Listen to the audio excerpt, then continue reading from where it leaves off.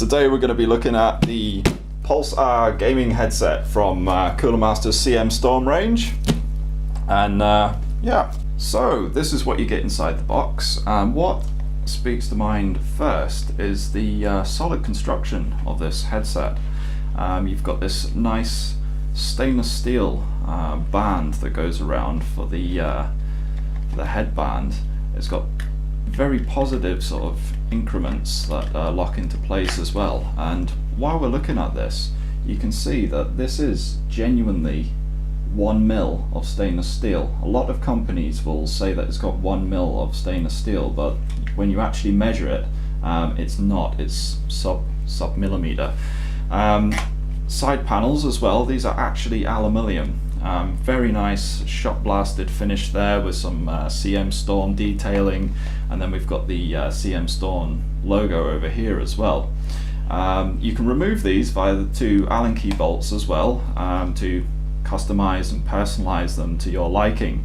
But personally, I think the simplistic design of these headset, it kind of blends in with most peripherals that you've got already. I know it certainly blends in with most of my equipment already. Even the camera that we're using now, it blends in with that. So yeah, there's obviously been a lot of thought put into this. The microphone is quite a nice design, and I love how it's removable as well. It locks into place, and that's it. Well and truly secure, but then it's flexible as well, so you can customize it to fit your face.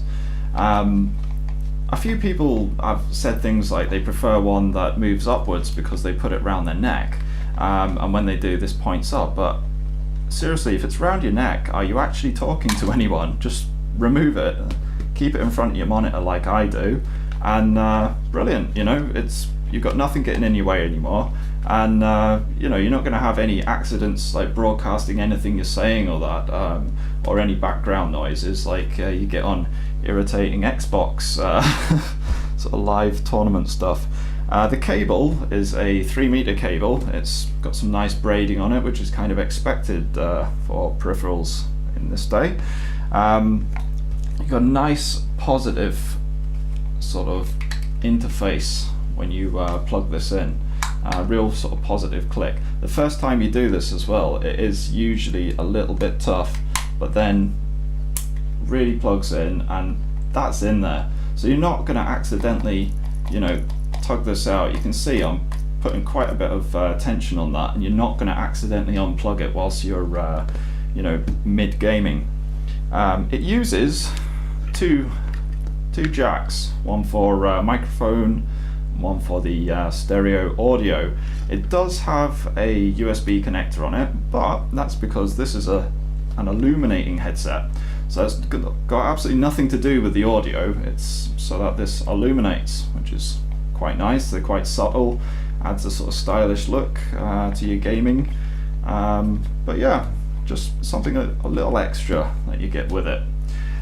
The weight of these, I think they are a couple of grams heavier than some other sort of gaming headsets out there, but they are by far lighter than most.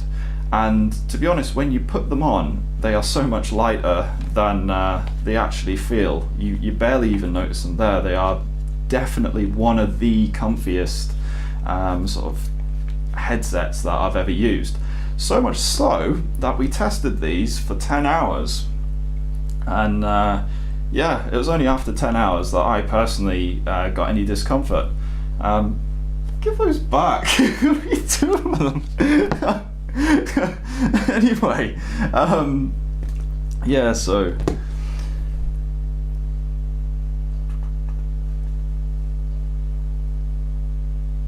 the audio quality on this headset is actually really good.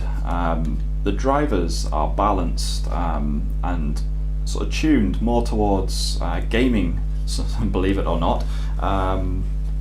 So yeah, there's a lot of emphasis on the highs and lows, so you're getting a lot of bass for your explosions and the sort of depth of your gunshots, and you know, sort of ambience and background noises.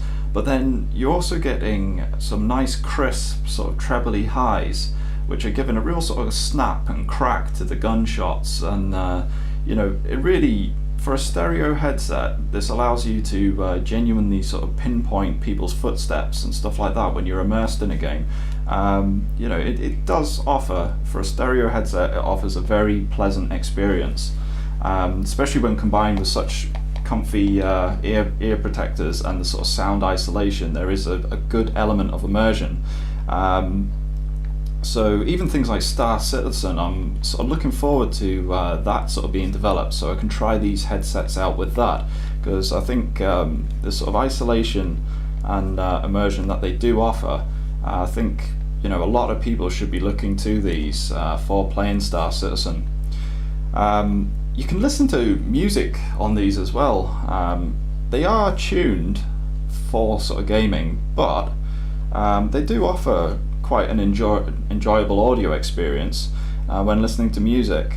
Now, I know I've done some thuckatashes. I've done some projects in the sort of audiophile realms, and these aren't audiophile grade drivers, but over what most people are probably listening to, like the in-ear buds and sort of off-the-shelf kind of headphones and that most people are listening to on their MP3 players and you know, their iPods. These are genuinely going to give you such a better experience, even though there is some of the mid-range missed out. You know, so you know, you get a lot for what you pay for these, and these are a very reasonably priced gaming headset as well. I think you can pick these up for the sort of £55 to £65 range now, which is probably, what's that in dollars? Probably about $70, $65 to $70, maybe $80, I don't know. But yeah, brilliant, customizable, look good, illuminate if you want them to, controlled by jacks, genuine stainless steel band on it. Blends in with most peripherals. You can take these off, paint them, laser engrave them, whatever you want to do to them.